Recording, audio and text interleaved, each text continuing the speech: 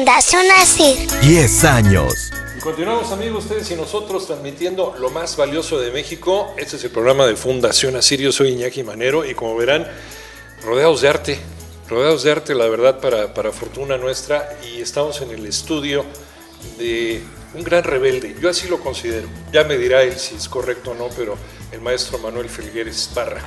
El maestro Manuel Felgueres, que fue uno de los hombres que estuvo dentro de esta etapa del rompimiento de aquello que parecía lo clásico en México, de ese muralismo que sobrevivía después de la Revolución, y que fue esa generación que dijo, rompemos con todo y nos atrevemos a hacer algo nuevo. Y está aquí con nosotros, le agradecemos mucho que nos haya invitado a su estudio, a su casa. Maestro, gracias por invitarnos. ¿Es un rebelde, maestro Felgueres? No, pero de una manera natural estuve en desacuerdo con una situación, digamos, cultural que existía en México a principios del siglo pasado, que era pues el nacionalismo revolucionario, vamos a llamarle así. Todo fueron circunstancias, no fue voluntad, uno ni cuenta se daba. Digo, pues éramos muchos jóvenes que de una manera natural nos tocó otro México y tuvimos que hacer otro arte, en la cual los que más ruido nos han hecho es a los pintores, que incluso nos pusieron el título como movimiento de ruptura. Sí. Yo siempre, por un lado, no me gustaba, decía que había sido más bien de apertura que de ruptura, pero digamos con el tiempo el título nos convino. ¿Para qué pelearse con él? Y luego en México, que ahora que estamos en la cuarta transformación. Eso dicen, a ver. ¿Quién sabe se transforma o no? Ajá. Pero lo que sí es cierto que el arte siempre ha existido en ruptura, siempre, históricamente. Digamos, en México es un lugar muy fácil de darse cuenta. Llegan los españoles y vaya que si tienen ruptura con el arte indígena o precortesiano. Bueno. Pero fue el mismo indígena, por ejemplo, el que empezando a jugar quería el churrigueresco, ¿no? Que es una manera de adaptar y de adoptar lo que ya traían los europeos. Ya era la colonia. Entonces la colonia empiezan con el barroco. Así es. Con los barrocos. Y los barrocos una vez más se van rompiendo y van cambiando, dejando de hacer lo anterior. Como tú dijiste, el churrigueresco. El churrigueresco. Pero pues está el plateresco. En fin, tanto una serie. Pero todo tiene que ver con la sociedad. Entonces estamos en la época, digamos, de lo que se llamó la colonia. Viene un deseo de cambio, que es la independencia. ¿Y qué pasa con la independencia? Que el arte barroco se acaba. No nada más se acaba, hasta lo acaban el retablos maravillosos que empezaron a tirar para hacer neoclásico. Entonces, toda la época de fin del 19, pues había roto con el barroco y eran académicos los pintores, y en la arquitectura pues era el neoclásico. O sea que fue otra ruptura fuerte. Pero ¿qué pasa? Que ya estamos muy contentos con nuestro, aunque no lo habían acabado, Bellas Artes, Correos, estamos en esa época, pero que se viene la revolución. Y obviamente el arte volvió a cambiar. Otra ruptura. Esa ruptura del arte mexicano se caracterizó por muchas cosas, que era el arte para el pueblo, que no hay más ruta que la nuestra, lo que sea. Era toda una guerra que tenían, pero básicamente era un nacionalismo al trance. Y como tal correspondía a su época, porque para colmo esos rompimientos que aquí marcó en México, rupturas, pues eran internacionales. Eso nunca fue bueno, excepto el de la conquista, pero también fue internacional porque la conquista también llevó toda Sudamérica y muy pronto África y parte de Asia. Se fue la era de la conquista. Bueno, los conquistadores cambiaron, ya hemos dicho 4 rupturas. Nosotros en los años 50, pues si yo tengo 90 ahorita, le quitas 70, tenía como 20 años. Entonces, son la época en que uno anda decidiendo sus caminos. Y pues eran una bola de amigos o de compañeros de escuela o de otras instituciones que todos empezamos a pensar diferente porque el país había cambiado. Y era un país que nos íbamos a industrializar, y había smog. Pues venía México, maestro Felgueres, de esta inercia de la Segunda Guerra Mundial, ¿no? Traía ya la industrialización de México. Justo después. Y esa era su generación. Esa fue mi generación. En ella, en la pintura, pues me tocó por edad, pues ser uno de los primeros, por edad y por circunstancias. Mi circunstancia fue que hice un viaje a Europa al terminar la preparatoria. Un viaje que la gente hasta risa le da, pero fue de Boy Scout. ¿Usted formó parte de los Boy Scouts? Yo fui parte, yo fui muy importante y para mí muy importante en los Scouts. Tenía, por ejemplo, un compañero conocido que es Ibargüengoitia. Jorge Ibargüengoitia. Jorge Ibargüengoitia. Y luego, pues otro es un fotógrafo, Rodrigo Moya, Juan García Ponce, escritor y crítico. En fin, y todos ellos liderados un poco por 2 figuras muy fuertes que yo considero son los iniciadores, no los iniciadores, como los un poco protectores o hermanos mayores en esta ruptura. En pintura evidentemente que fue Tamayo. Tamayo, se había peleado con los muralistas, no le daban chamba, estaba muy enojado y se fue a Nueva York, vivió 17 años allá. Cuando regresa a México, lo regresa Carlos Chávez, el famoso músico, director, que lo había nombrado director de Bellas Artes, y él es el que regresa. Bueno, era amigo de Tamayo desde Nueva York y lo regresa a pintar los 2 grandes murales que están en el Palacio de Bellas Artes, fechados 52. Bueno, pues más o menos esa es la época de ruptura. Yo en 47 fue mi viaje en que, viendo arte, prácticamente hago una ruptura mental, porque lo primero fue, me pareció que era lo único que yo podía ver después de la guerra era arte. Esto es lo más importante, yo voy a dedicar a eso.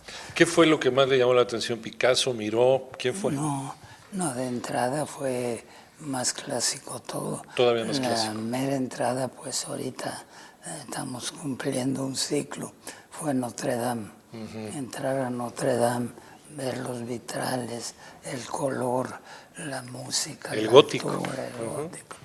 Digo, me afectó. Por eso que ahorita casualmente estamos coincidiendo con la gran quema, pero al fin ese fue. Y luego en ese viaje, pues tuve la oportunidad, por supuesto, de ir varias veces al Louvre. Fui al Museo Británico, al Museo del Vaticano, por mencionar unos. Bueno, pues se da uno cuenta, entra uno en contacto con el gran arte de todos los tiempos. Así, vamos a Roma, pues ahí se mete volado a ver la Sixtina, ¿no? Y está Miguel Ángel ahí en plena forma. Y ahí está otra ruptura, ¿no? Sí, Sí. Y viaja uno un poco, cuando se empieza uno a mover y va uno viendo el cambio de cada época y los grandes artistas que va viendo cada época. Bueno, pues cuando regresé a México, dije, bueno, yo ya me decidí mi vocación. Yo iba a ser, según yo iba a ser médico, pero no, incluso fui que a inscribirme a la escuela de medicina, pero estaban en una novatada, traían agentes arrastrándose por el patio, y dije, no, yo aquí no entro. Pero no tenía la vocación del médico, ¿o sí? No, pero o era... tuve que ver, Ajá. porque mis vocaciones, como las de cualquier niño o cualquier joven, están mezcladas, nunca es uno va por una, sino que no sabe uno ni por ¿Hacia dónde? Digamos, en mi mundo de campo, de campismo, uno de mis hobbies era cazar animales vivos. Y entonces estuve en mi casa, en un departamento de la colonia Juárez chiquito, hice mi zoológico, en los cuales tuve tigrillos, zorra, aguililla, búho, arañas, todo tipo de lagartijas y reptiles, o lo que sea. Pero, esto yo estudiaba secundaria, mi problema era cómo mantenerlos vivos, era darles de comer. Bueno, y por lo que fuera, pues se me iba muriendo uno, se moría otro. Cuando era yo muy chico, recurría a lo que hacen también todos los niños, enterrar, hacer los entierros. Pero crecí un poquito y dije, no, ¿para qué los entierro? Mejor aprendo taxidermia y los diseco. Entonces aprendí taxidermia cuando estaba en secundaria y aprendí a disecar animales. Que es una forma de arte, ¿estamos de acuerdo? Y bien hecho. Ahí está mi doble vocación. Ajá. Por un lado el estar abriendo y vaciando, pues que ahora vamos a vaciar el cerebro para que no se pudre. Y aquí fuera los intestinos y fuera el hígado. Si aprende uno anatomía, claro, y entra en contacto con el cuerpo no humano, con el cuerpo vivo, a través, entonces tenía cierta lógica. Igual que Leonardo, maestro. Me gustaba la anatomía. Sí. No nada más eso, como cuando los acababa uno, tenía que hacer que se vieran que estaban vivos.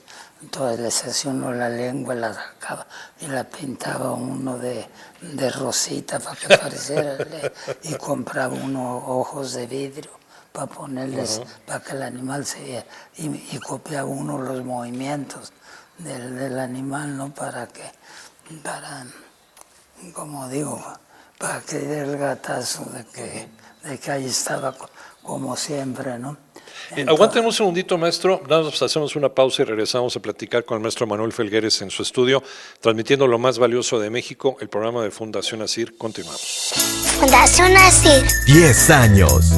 Continuamos, amigos, ustedes y nosotros transmitiendo lo más valioso de México, el programa de Fundación ASIR, que también pueden seguir por nuestra página www.fundacionasir.org.mx y por iHeartRadio, platicando con el maestro Manuel Felgueres desde su estudio aquí al sur de la Ciudad de México. Maestro, nos habíamos quedado en la taxidermia que usted empezó a practicar, le ayudó a conocer la anatomía, y yo le decía, pues igual que también que a Leonardo da Vinci y otros grandes, ¿no? Por la experimentación, la observación, esto le empezó a abrir el camino para su labor como pintor. Cuando me decidí al arte, empecé como escultor, porque no tenía yo ningún problema en hacer animales y darles movimiento. Después cambié a la pintura, pero siempre me quedé con las dos. Siempre fui escultor y siempre he sido pintor. O sea, Pero estoy hablando del principio. Al principio pues dije ya soy, ahora tengo que aprender. Donde aprendo pues que existe en México la academia, entonces pues voy a la Academia de San Carlos. Y fui a la academia y estuve 2 meses, me pareció muy limitada la enseñanza y yo venía muy presumido pues de ver a Leonardo y ver la Miguel Ángel, Gioconda, Rafael. Miguel Ángel y esas cosas que se ven en los grandes museos europeos. ¿Qué fue lo que le decepcionó de San Carlos? Decepcionó que ¿O tuve que no 2 encontraba? meses y en 2 meses hice 2 ejercicios. El primero fue que casi me duró, fue dibujar un jarrito y esfumar. Total, se me fueron 2 meses en el jarrito. Y luego ya que acabé con el jarrito me pusieron de modelo un caracol. Y digo, uy, de aquí a que llegó el modelo vivo. Entonces dije, no, además, como diré, mi gusto había estado por la gran pintura. Entonces ya la pintura mexicana no me entusiasmaba tanto, comparando Con lo que había visto con lo que había en visto. Europa. Sí, entonces dije, me regreso a Europa. Y me regresé a Europa y prácticamente estudié allá, lo cual quiere decir que mis compañeros de clase y de generación, pues sí, estamos en el arte moderno, dentro del mundo del arte moderno, en que el genio, todo el mundo sabe que es Picasso y es lugar común hablar de él, pero si había una exposición de Picasso, había que ir a ver la exposición. Es más, yo fui a una que él inauguró, pero ni me le acerqué, había un respeto, nada más lo vi de lejos. Pero sí, después trabajé con un escultor de origen ruso, pero que es famoso en París, se llama Satkin, que es uno de los grandes del cubismo. Entonces, él me mandó también a visitar a Brancusi, en fin, me empecé a conocer algunos de los de veras, y todos los jóvenes pues andábamos buscando ese arte, o sea, el arte moderno. Entonces cuando ya regresé a México, pues ya venía yo tocado, ya no tenía yo que hacer ningún esfuerzo, ya ni volteaba a ver los murales de Diego de Orozco, nunca los he negado, siempre me parece que son buenos, claro. Nada más que son de otra época, para mí eran el pasado, y había que buscar hacia adelante. Pero México seguía entonces en esa etapa, ¿no? Porque los profesores enseñaban eso y los alumnos seguían. Pero al mismo tiempo, al conocer al resto de la generación, fue una generación sumamente interdisciplinaria. Es decir, los pintores éramos amigos de los escritores y los escritores también habían dejado el nacionalismo. Y Octavio Paz no tiene nada que ver con los de abajo, digo, ahí había un cambio. Creo que es el otro factor junto con Tamayo iniciales. Toda la literatura de esa época, que jamás volveremos a tener en México, tanto escritor valioso como en esa época. El que quieras, digo, Rulfo, Arriola, y síguele, son 50 o 100 muy buenos escritores, la mayoría ya muertos y uno que otro sobreviviente, pero los meros creo que ya se nos fueron todos. Y luego vino una época de ruptura también en la literatura, en los 60. Sí, no nada más los escritores, sí. También éramos amigos de los cineastas que estaban empezando, que no podían hacer películas porque no los dejaba el sindicato. En 63 hubo un concurso en que ya Juan García Ponce, Urrola hizo un cuento. Yo trabajé como escenógrafo varios años con Alejandro Jodorowsky, entonces estaba en el mundo de la vanguardia. Y Jodorowsky era prohibido. Fue prohibido y lo corrieron y todo. pero en fin, pero ese era mi trabajo. Entonces, digo, tanto, incluso la danza, ya no bailaba ballet, empezaba la danza moderna y traían maestros americanos, José Limón, y cambió la danza, y cambió el teatro, y cambió el cine, y todo se alejó del nacionalismo. ¿Cómo iba la pintura a no sufrir el mismo fenómeno?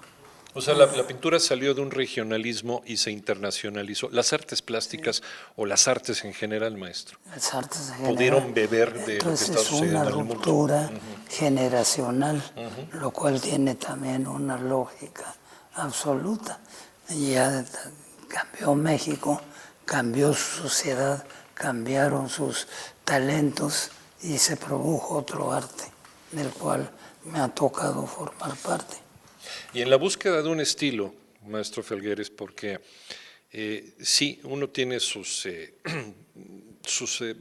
admiraciones. Uno, por ejemplo, usted fue a Europa, usted salió fascinado al ver el Louvre, de ver el Museo Vaticano, en fin, pero la creación de un estilo personal, pues tiene un mérito inigualable, es lo que le da el... ¿Cómo diré? Ajá. Yo creo que por un lado, para cualquiera que empieza, es una voluntad.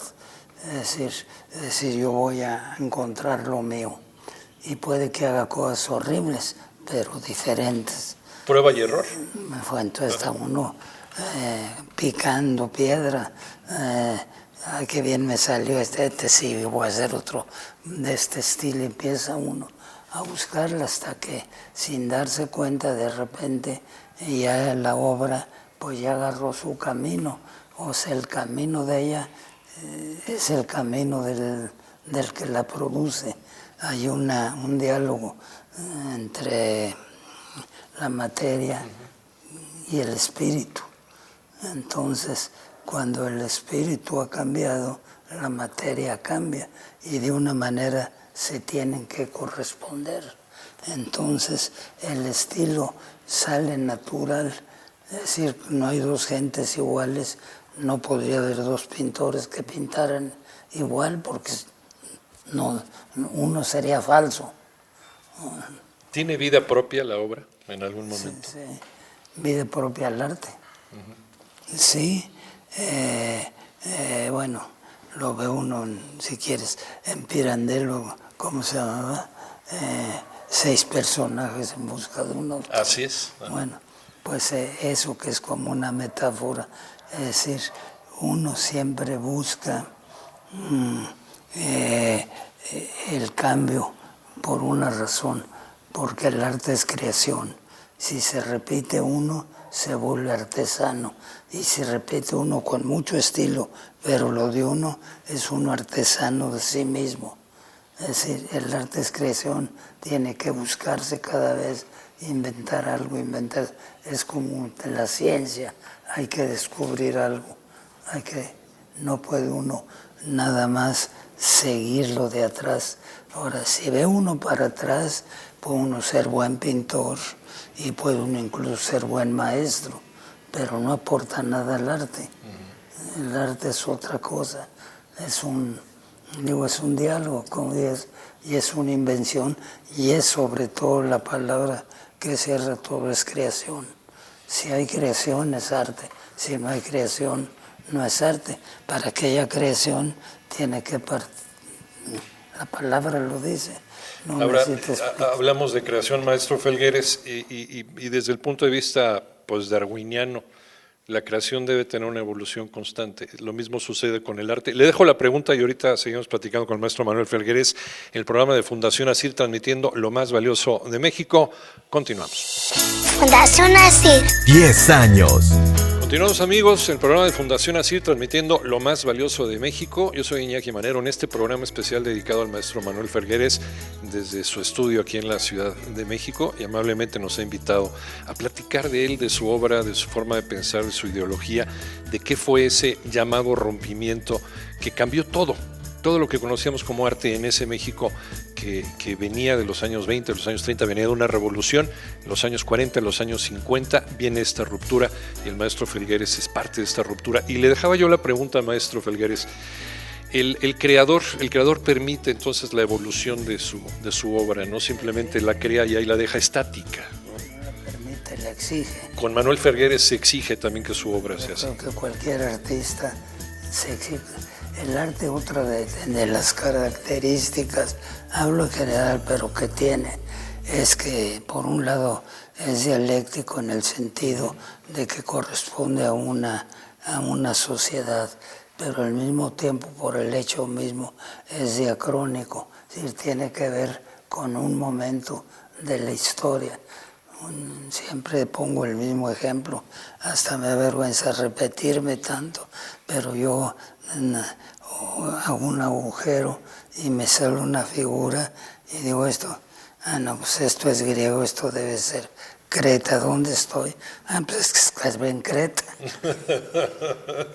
Pero cuando escarbaba aquí en Azcapotzalco, sí, me salían Tlatilcos con 2000 años de antigüedad, nada más. Pero al sacarlo ya hace uno lo que inmediatamente sabe uno de qué época es.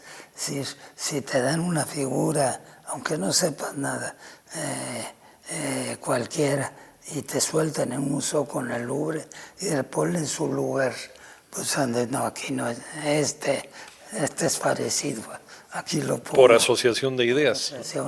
Y no es posible por una lógica evolutiva, nada es decir, si por un lado es creación, por otro lado la creación también es evolutiva, es decir, no existe B sin haber A, no existe C sin haber B, hay que ir, es un progreso, es un cambio, es una superación.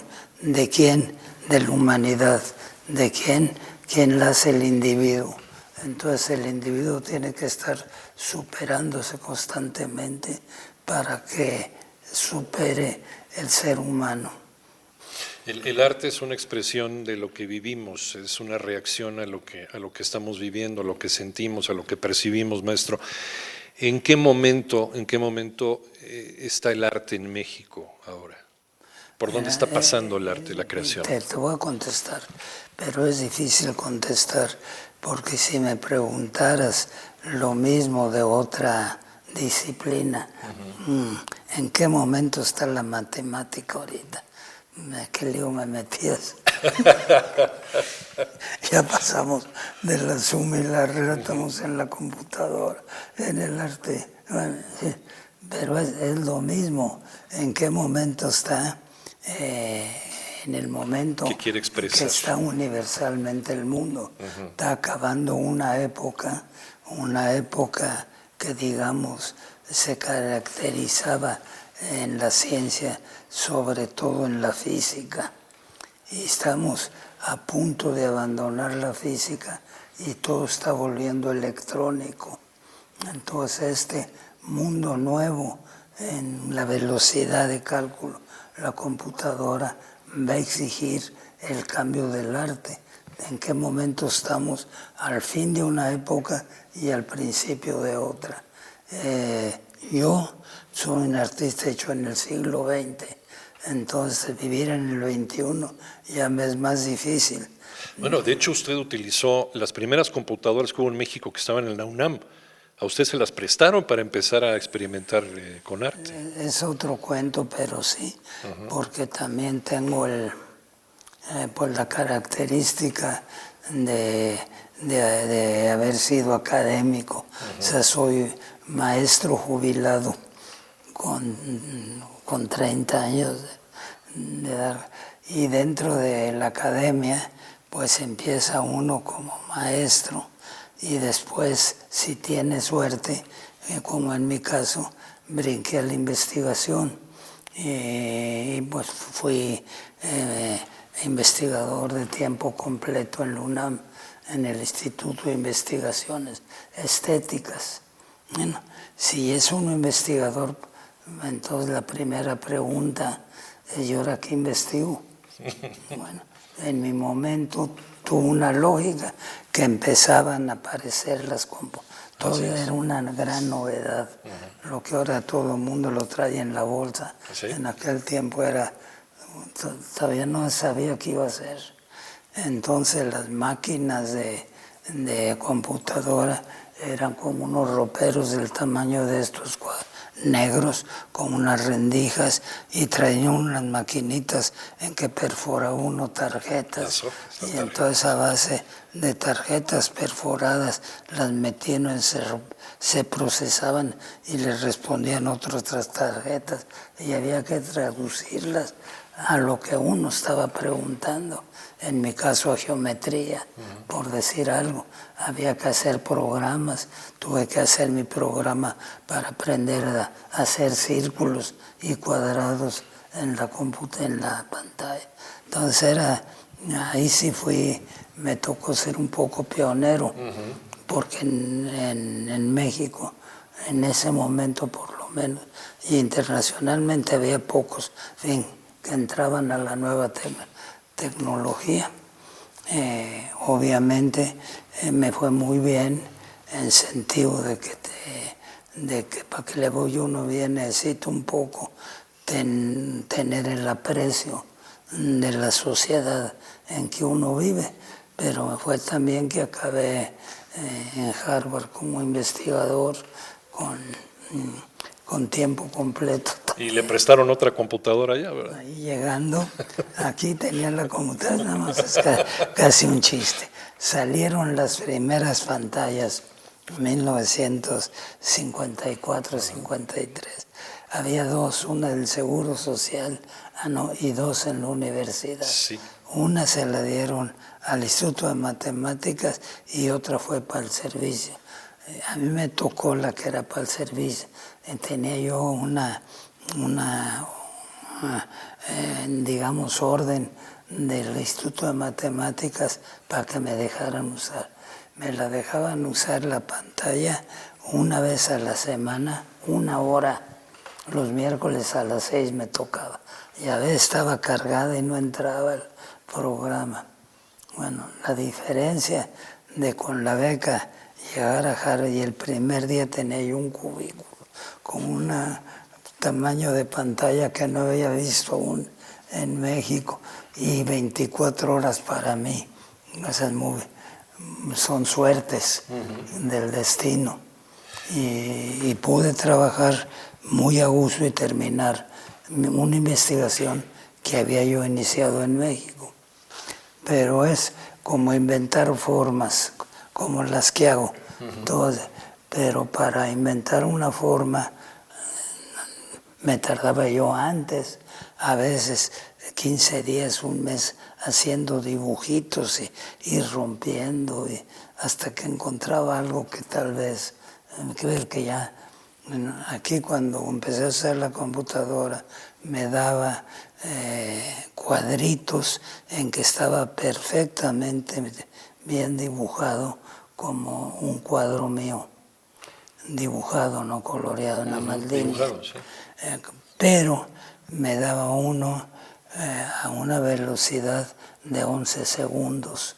En 11 segundos la máquina me dibujaba los circulitos, la reto, perfecto mi cuadro. Entonces yo podía pedir a la máquina, dame 100. Bueno, no dije, pero empecé a pedir de 50 que eran 5 páginas, porque más empecé a trabajar no con pantallas, sino con un plotter, que son unas manos automáticas que llevan la tinta china y un rollo de papel y empiezan a dibujar. Entonces tenía yo obras y de cada una la opción de hacer una pintura o hacer una escultura. Bueno, pues eso, de repente, bueno, ¿cómo lo mejoro? Pues con un programa de optimización. Suena muy sencillo. ¿En qué consiste? Le voy a pedir diario a la computadora que me haga 50 dibujos, o 100, ya no me acuerdo cuánto. En fin, me daba unas hojas. Y entonces mi trabajo consistía nada más en quedármeles viendo mucho rato, hasta que decía yo, de los 50 que me diste, el que más me gusta es este. Le pongo 10, el que 9, 8, 7, entonces calificaba 10. Y diario realimentaba la computadora con los 10 que más me habían gustado el día anterior, de tal manera que este proceso repetitivo iba cambiando, purificando mi deseo o mi voluntad o mi placer por la forma. Y por lo tanto la máquina estaba aprendiendo no un lenguaje artificial, que ya lo tenía, ni una inteligencia artificial, que muchos, en este caso era comunicar una sensibilidad, es que sintiera como yo siento ante la forma para que produjera cosas a mi manera. En este caso usted venció un miedo que existe en el uso de la tecnología, maestro, porque muchos pioneros de la tecnología dicen, uno de los grandes temores es que el hombre esté supeditado a la tecnología. Usted le enseñó a la tecnología. Sí, yo le enseñé. Es una vuelta de tuerca. Sí, es un diálogo, un diálogo perfecto en que lo que uno le enseña lo aprende ella, pero ella, la máquina, también lo maquiniza, también uno empieza a pensar igual a uno, su proceso de pensamiento. Bueno, efectivamente, yo escribí mi libro, regresé, todo muy bien, pero a partir de 80, empecé en 70 este proceso, fueron 10 años de investigación. A partir de los 80 le dije a mi esposa que por allá anda, voy a dejar la computadora. ¿Cómo? Digo, sí, no la vuelvo a tocar, te lo juro. ¿Por qué?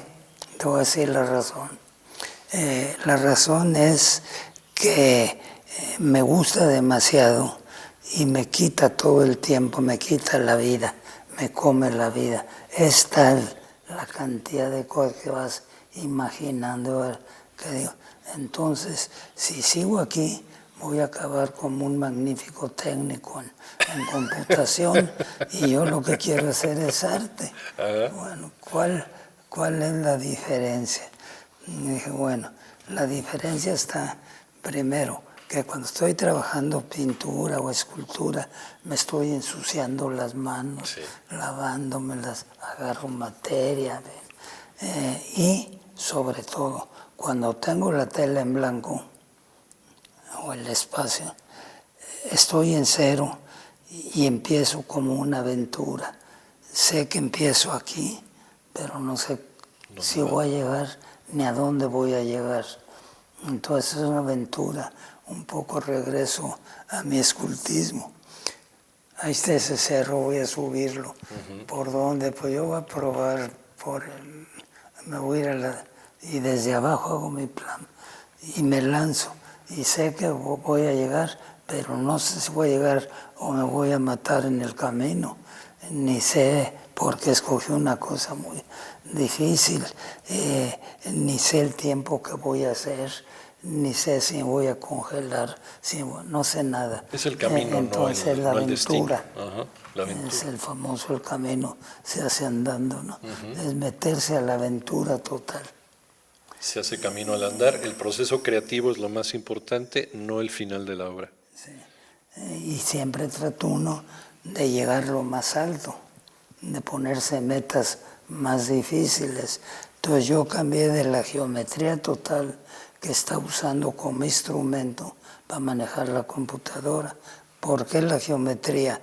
Porque el chiste de la atracción de la máquina, de la computadora, era la velocidad con que procesaba matemáticas. Bueno, entonces dije, si la geometría es parte de las matemáticas, yo voy a usar todo igual, pero con geometría en vez de con números. Y fue mi entrada a este mundo.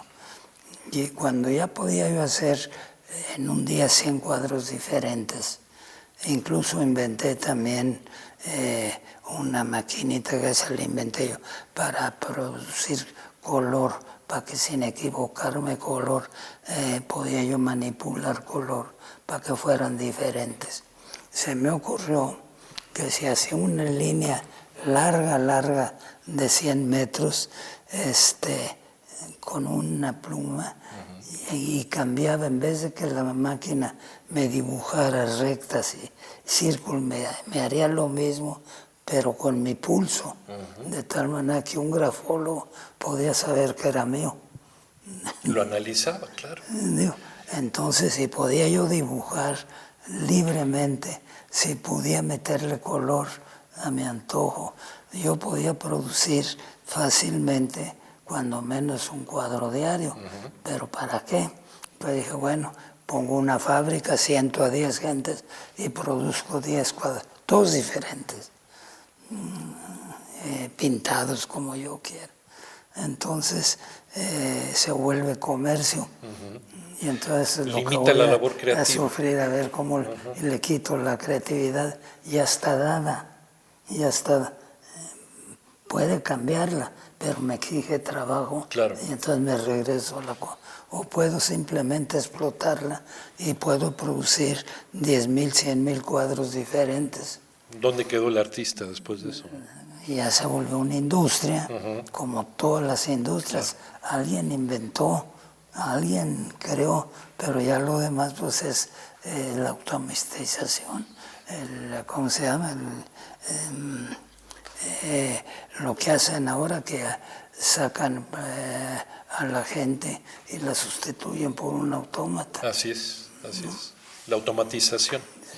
Maestro Manuel Felgueres, una última pregunta. ¿Sigue usted todavía en la emoción del camino, descubriendo la brecha? ¿Sigue usted en este pacto que hizo con usted cuando fue Boy Scout, la emoción del trayecto y no el final del recorrido? ¿Sigue usted en este proceso? Pues yo creo que sí, porque todavía estoy vivo y siempre el miedo no es morirme, el miedo es quedarme tonto, que nos pasa mucho, cada vez todos más. Entonces ya cuando no puedo inventar, ya no tengo emoción, ya se acabó, entonces ya puedo vivir o no, ya no importa, pero mientras parte del hecho de estar vivo es esa opción que tiene uno de elegir y de jugársela para llegar más allá. Maestro Manuel Felgueres, muchísimas gracias por esta charla y por esta historia de vida. Que siga usted en el camino mucho tiempo y que nos acompañe y nos permita recorrerlo con usted, con su obra, que usted sigue todavía activo. Gracias, maestro. El maestro Manuel Felgueres, yo soy Iñaki Manero, transmitiendo lo más valioso de México. Es el programa de Fundación ASIR. Continuamos. Fundación ASIR. 10 años.